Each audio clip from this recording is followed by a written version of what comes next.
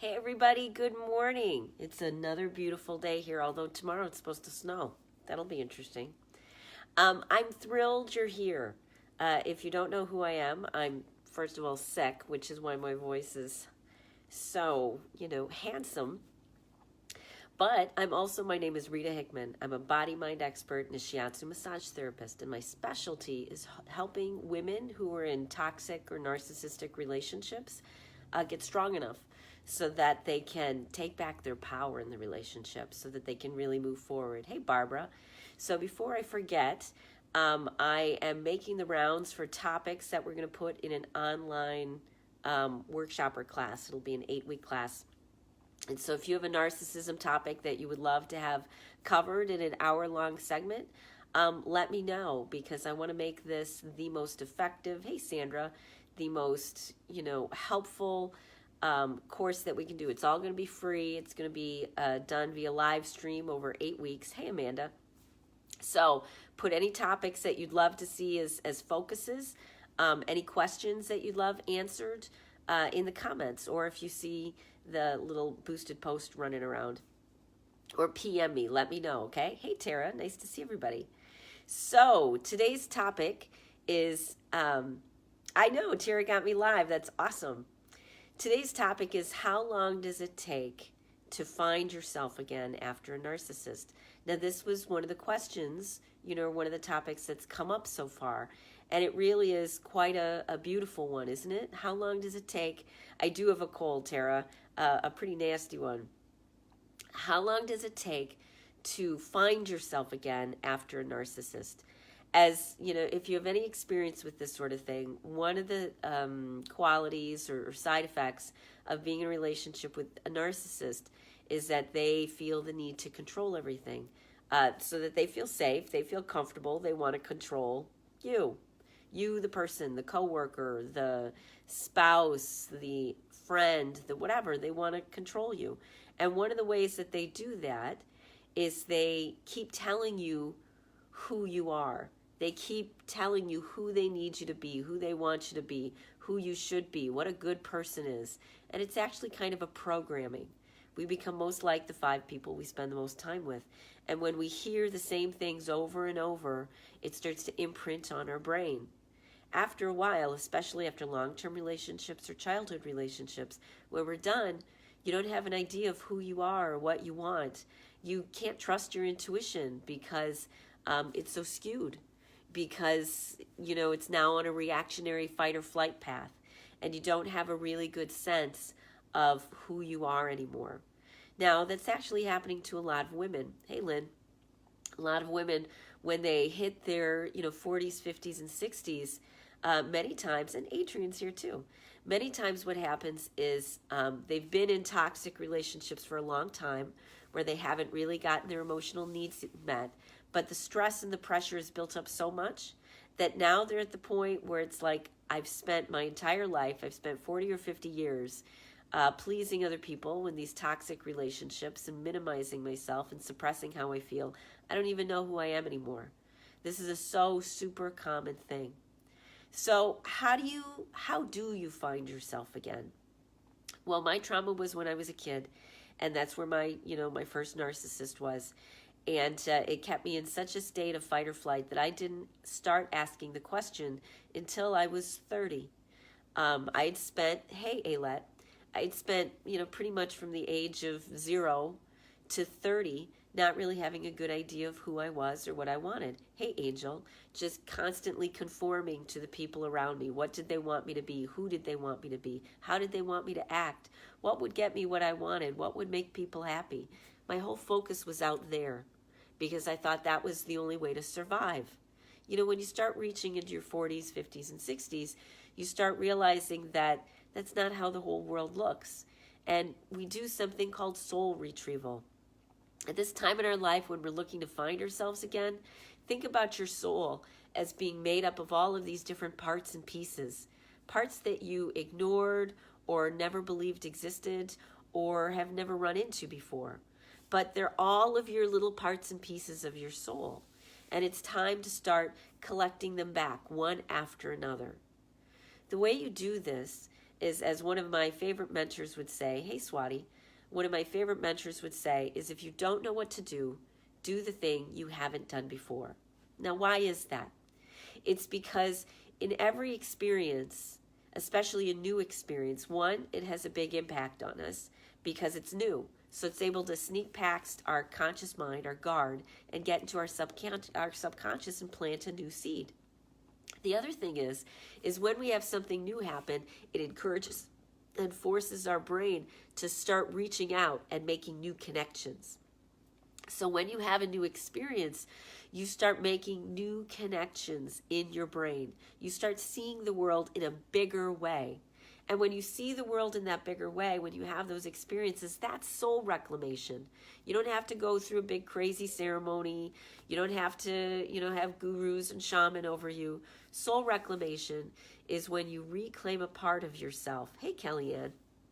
You reclaim a part of yourself that maybe you never knew. I'll give a good example. One of the biggest core challenges that I had, certainly not all of them, but one of the bigger ones that I had was that I didn't understand conflict. When I was in junior high and high school and a kid, I felt so dominated, by my father that I never engaged in conflict. I never understood what conflict looked like, the whole ebb and flow, the whole pattern of it. Instead, I always stopped myself short. I stopped myself at someone looks like they're angry or frustrated or irritated, or I think I might make them angry or frustrated or irritated. So I'm going to try to manipulate the situation, course correct it, turn left, turn right. How do I avoid this situation? That was kind of my mode of operation. I didn't have any experience with conflict because I was so scared of it that I avoided it at all costs. One of the ways that I did that is I found a few people who are comfortable with conflict, my psychologist being one of them. Someone who's comfortable with getting angry, who has seen the whole gamut. What it's like when you start getting angry, what it's like at the peak of anger, what it's like on the other side. And I started to talk to them. And then I started to let myself go through the feelings of conflict, and then coming back down and really notice the process. Noticing this process and getting comfortable with conflict helped me go back to when I was in high school, when I was supposed to be having conflict with my family, but I was too frightened. It gave me that opportunity to reclaim that part of me. Reclaim the high school girl that was supposed to learn that conflict is okay and that she sometimes can win and that her family still loves her even though she's been difficult, even though she got angry, even though she acted out. I was able to reclaim that part of me by getting to know conflict, by getting to know people who were comfortable with conflict and practicing it in small ways, let's say by joining a kickboxing class, or in bigger ways, like speaking up for myself in a tense situation, yelling back, being angry enough to leave or walk out.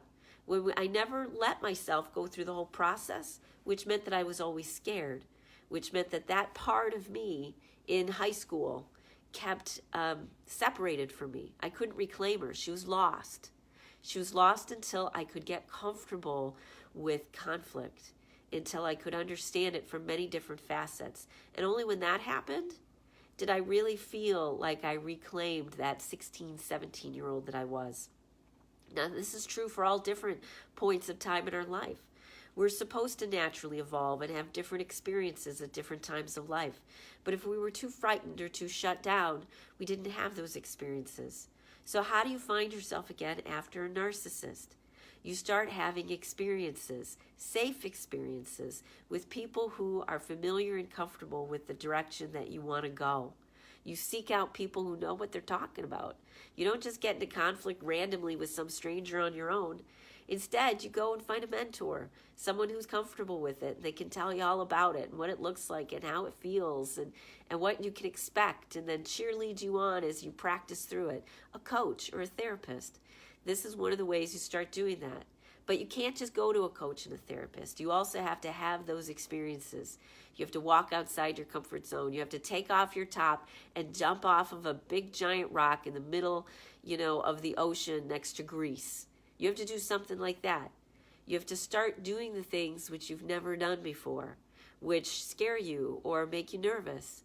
And you can look and find people who can help support you through that process. Maybe it's a guided tour. Maybe it's a guided yoga tour or a guided spiritual tour. But you start hanging around people who've been through this, who know what it's like to reclaim the parts and pieces of their soul that they gave away to somebody else. That's how you find yourself again. You have a new experience and you say, I liked that. Or, gosh, I didn't like that at all. You start looking at it, being present to it. Not responding to the people outside of you, but instead talking to yourself and asking yourself, did I like this? Was this enjoyable? Do I want to do it again? How might it feel? What did I learn? You start having the experiences you were supposed to be having all along. But because you had a narcissist in your life, they completely controlled the experiences that you had. And you weren't allowed to even feel or choose. Everything was hijacked. One of the things about abuse is that whoever is being abused picks up through their mirror cells the feelings and the energy of the abuser.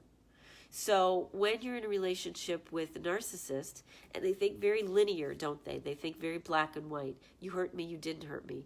What tends to happen is that imprints on us. We become just as linear thinking as that. We become just as controlled and in a box. And it's very difficult to think outside that box until you have the courage to take the step and start having new experiences and talking to new people you never have before.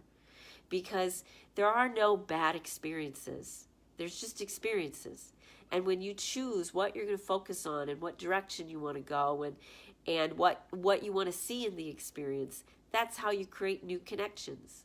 When you get new people saying new things to you, that's when they start to imprint on you too. So you become less like the narcissist that was controlling you and more like the healthy people that you really like. Now, if you don't know how to find these healthy people, then you start at the baseline. You hire somebody. You go through insurance if you've got it, and you find and you do your homework, psychologytoday.com, and you really research maybe a therapist that can help you. You look at their pictures, you talk to them. If the first one doesn't work, you get rid of them. If the second one, doesn't work, you find somebody else. You find the person that can resonate with you. Hey, Roxy. You find the coach that can be there for you. Start with those. That's the baseline. Because when you start to heal, hey, Christine, you'll be able to attract and have and keep better and better friends. People who are healthier because they'll want to spend time with you because you relate to them and you care about them and you can be present to them in a truly authentic way. So when you start to heal, when you start to have those new experiences and reclaim those parts and pieces of your soul, when you start to get that environment and community around you that shows you another way to do things, it literally changes your brain. It literally changes how you see the world, and you evolve, you turn into the higher version of yourself and the higher version above that. Maybe you're not there right now, but think about yourself as having a seed. Inside you is the seed that will grow into the human, into the being that you want to be.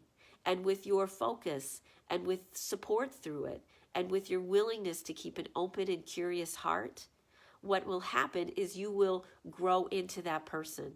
When you get the sunshine and the water and the soil. Thank you, Tara.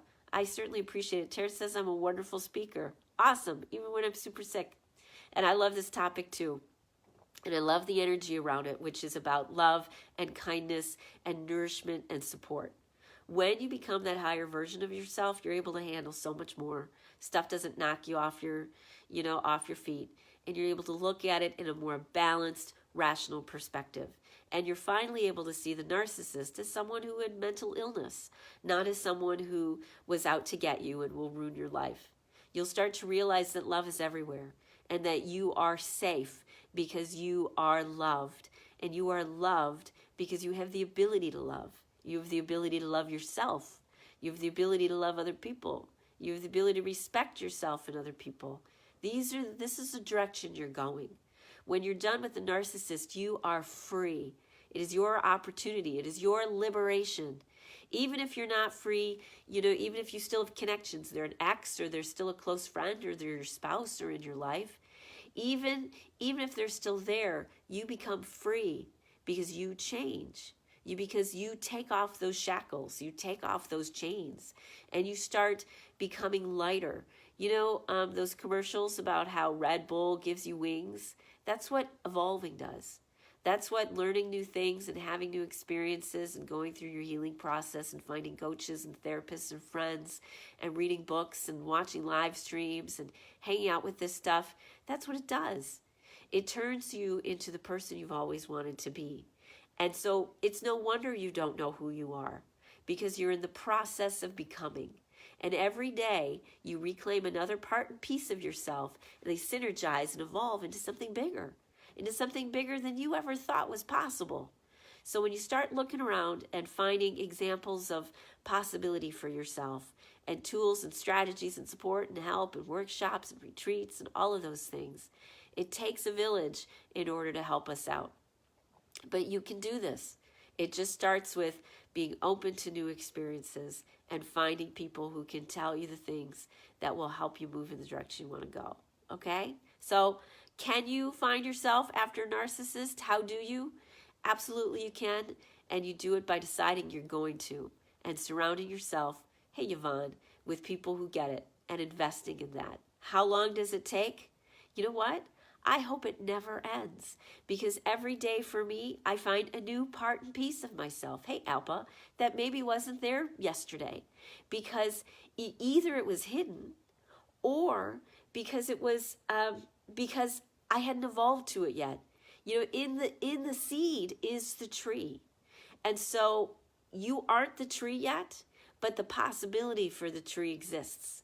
And so when you do the things that keep you healthy and happy, that's how you become the tree that then sheds, more seeds for your children and the ideas and the things you put out into the world. Okay? That's what you have to look forward to. You are free from the narcissist, and you have the rest of your life to keep evolving and finding out who you are, because it never, ever, ever ends. And I'm glad it doesn't. So, if you missed the beginning, I'm gathering topics for an online free narcissism class I'm going to do via live stream starting in May. It's going to be 8 weeks, 1 hour a week. Tell me what topics you want covered. And if I don't know, I'll find it out, or I'll bring an expert on, or we'll have a conversation about it.